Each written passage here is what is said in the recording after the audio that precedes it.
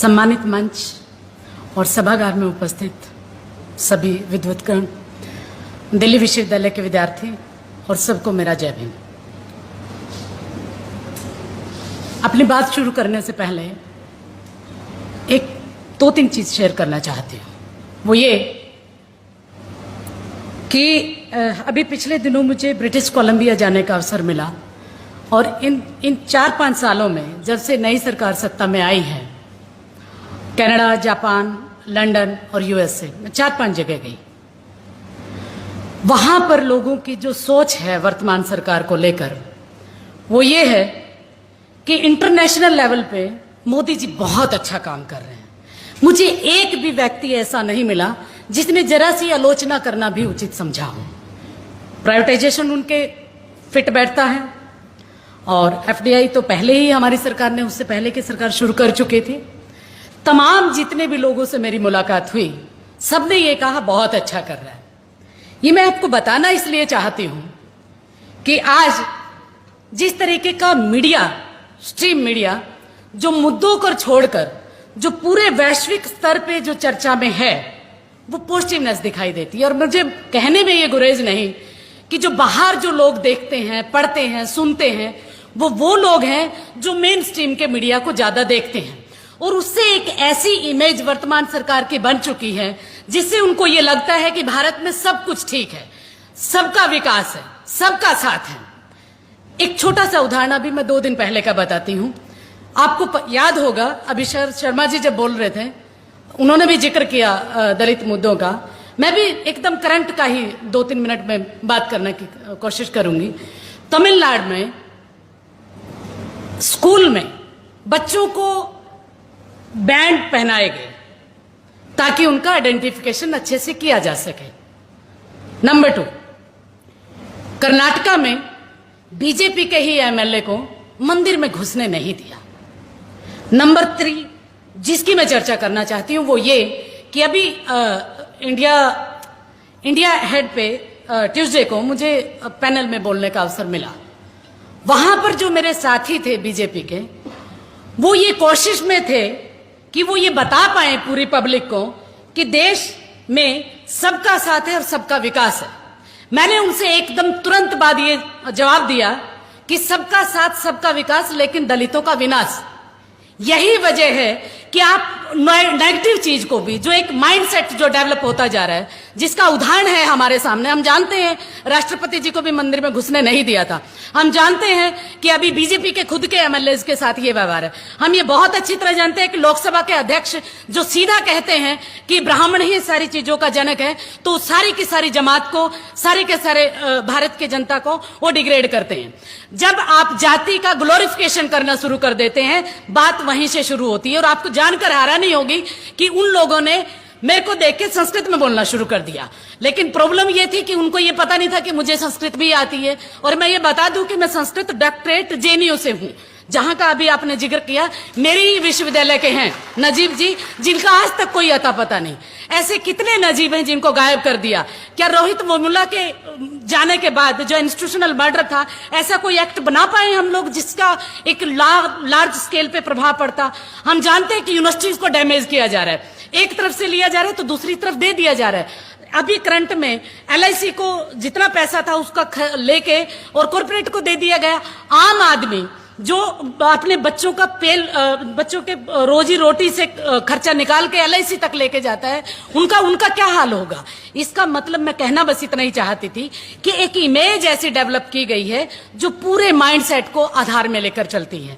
लेकिन उनसे जब भी आप चर्चा करेंगे, वो चर्चा इतनी भयानक तरीके की होगी कि आप आवाज भी अगर उठाएंगे तो राष्ट्र विरोधी उस जमात में शामिल होंगे राष्ट्र विरोधी। मेरा बिल्कुल उनसे कोई किसी तरह का भाईचारा नहीं है। हम भी उतने ही विरोध करते हैं जितने दूसरे लोग करते हैं। लेकिन इसका मतलब कतई नहीं कि आप अपनी जवानी बंद कर दें। मैंने जैसे ही स्मृति ईरानी का उदाहरण लिया कि स्मृति ईरानी का अभी 2 दिन पहले बयान आया, उन्होंने कहा है कि हिंदुओं और दलितों की हालत कश्मीर में बहुत खराब थी, इसलिए उन्होंने ये 370 का मुद्दा लेके आए। मैंने सिर्फ इतनी सी कोट की बात, मैं सिर्फ ये बताना चाहती थी कि आप खुद स्वीकार करते हैं कि हिंदू दलित नहीं है। अगर आप हिंदुओं को, सारे दलितों को एक जैसा मानते तो जब रविदास मंदिर तोड़ा गया कितने दलितों ने, कितने गैर दलितों ने आकर उसका समर्थन किया? तब आपका हिंदूवाद कहां जाता है? और अभी रिसेंट चिल्ला चिल्लाकर चैनल पे ये बोला जाता है कि ये तो सुप्रीम कोर्ट का है। मजेदार बात ये है, अभी हमारे जो अवार्डी थे वकील साहब, मैं उनकी बात को ही आगे बढ़ाना चाहती हूं कि मजेदार बात ये है कि जितने भी अमेंडमेंट आ रहा है, जितना भी एक्ट आ रहा है, जितनी भी भयानक तरीके की पॉलिसी है, वो सुप्रीम कोर्ट के माध्यम से है।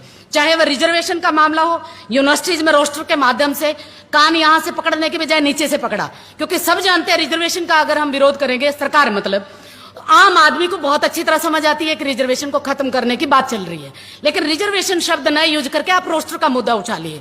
जो पढ़े लिखे आदमी को भी सोचने में, थोड़ा ठहर के सोचने में पता लगता है कि रिजर्वेशन का विरोध करते हैं। दूसरी चीज, SC/ST एट्रोसिटी एक्ट, वो सुप्रीम कोर्ट के माध्यम से आया। तीसरी चीज, अभी रविदास टेम्पल का डिमोलिशन, अभी कोर्ट ने साफ साफ ये माना कि जब उनके कोर्ट में जब हम लोग पहुंचे, हमारे सीनियर दारापुरी जी हैं, आपको पता होगा सर, आप मेरी बात से सहमत भी हो सकते हैं, कोर्ट ने साफ साफ शब्दों में ये कहा, हमने ये तो कहा ही नहीं कि मंदिर को खत्म कर दिया जाए, हमने तो ये कहा था कि जितनी भी अवैध कॉलोनियां हैं उनको हटाया जाए, वहां मंदिर का मुद्दा ही नहीं आता। दूसरी चीज, 1991 का एक्ट है कि जितनी भी रिलीजियस प्लेसेज हैं आप उनको डिमोलिश कर ही नहीं सकते। तो सरकार सोची समझी साजिश के तहत जो एक आवाज बनने नहीं देना चाहती, मैं बस इतना कहना चाहती हूं, चाहे महिलाओं की आवाज हो, चाहे दलितों की आवाज हो, चाहे अल्पसंख्यक की आवाज हो, चाहे हमारे जितना भी हमारा भाईचारा है समाज में, जितने भी हमारे समुदाय हैं, समूह हैं, उनको बांट के रखा जाए, उनकी आवाज को एक ना होने दिया जाए। और वो इनको अंदेशा है सोशल मीडिया। हम सब जानते हैं कि सोशल मीडिया आज इतना स्ट्रांग है कि विदेशों में अगर मेन स्ट्रीम के चैनल आप रिपोर्ट करते हैं कि देश में बहुत विकास हो रहा है, देखिए कितने लोग पहले भूखे नंगे चलते थे, आजकल साइकिल पे चलते हैं, पहले पंखे नहीं होते थे, देखो BPL में अब पंखे वाले भी शामिल हैं। तो ये जो एक नैरेटिव क्रिएट किया जा रहा है सोच समझ के, उसको सोशल मीडिया ही तोड़ेगा। और ये अंदेशा है जो सर ने बता ही दिया, अभी एक्सप्रेस न्यूज वाले थे जो उन्होंने बताया, स्वराज एक्सप्रेस वाले, कि अब इसके ऊपर भी बहुत बड़ी गाज आने वाली है, हम लोगों का भी नंबर आने वाला है। हम लोग जो यूनिवर्सिटीज में जो पढ़ा रहे हैं, अपने आप को ये समझते थे कि हम 30 मार्क का है, हम कुछ भी बोल कुछ भी सुन सकते हैं। खैर, मैं सर की बात को कोट करते हुए कहूंगी कि डरपोक वो लोग हैं जो हमारी छानबीन करते हैं, लेकिन वो डरपोक इसलिए भी हैं, आप जाति के सवाल पर बात करते हैं, लेकिन मोहन भागवत जी अपनी जाति नहीं बताते कि वो आए कहां थे, उनके पूर्वज हैं कहां के। आखिर आप बात ही करनी है तो करिए ना, फिर हम भी तैयार हैं। आप आरक्षण की समीक्षा करना चाहते हैं, हम भी तैयार हैं, टेबल पे तो आइए। या आप सिर्फ धमकाने की नीति पर विश्वास करते हैं?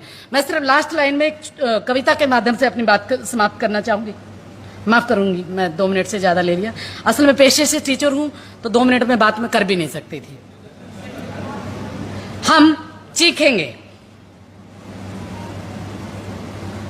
हम चीखेंगे जब जब शिक्षण संस्थाओं का दरवाजा बंद होगा। हम चीखेंगे जब तक शिक्षण संस्थाओं का दरवाजा बंद होगा। हम चीखेंगे जब जब न्याय का हनन होगा। हम चीखेंगे जब जब न्याय का हनन होगा। हम चीखेंगे जब जब हमारे अधिकारों को छीना जाएगा। हम चीखेंगे जब जब हमें अपनी जड़ों से बेदखल किया जाएगा। हम चीखेंगे जब जब हमें अपनी जड़ों से बेदखल किया जाएगा। हम चीखेंगे जब जब मंडल का कमंडल विरोधी होगा। हम चीखेंगे जब जब मंडल का कमंडल विरोधी होगा। हम चीखेंगे जब जब कोई गटर में दफन होगा। हम चीखेंगे जब जब कोई गटर में दफन होगा। जब जब हमारी बेटियों के साथ छल होगा, हम चीखेंगे। हम चीखेंगे जब जब हमारी बेटियों के साथ छल होगा। हम चीखेंगे जब जब गुनाहगारों को बख्शा जाएगा। हम चीखेंगे जब जब गुनाहगारों को बख्शा जाएगा। हम चीखेंगे जब जब न्याय नहीं फैसला होगा। हम चीखेंगे जब जब न्याय नहीं फैसला होगा। हम चीखेंगे जब जब आरक्षण के साथ खिलवाड़ होगा। हम चीखेंगे जब जब आरक्षण के साथ खिलवाड़ होगा। हम चीखेंगे जब जब संविधान का उल्लंघन होगा। हम चीखेंगे जब जब संविधान का उल्लंघन होगा। हम चीखेंगे जब तक हमारी आवाज में दम होगा। हम चीखेंगे जब जब हमारी आवाज में दम होगा।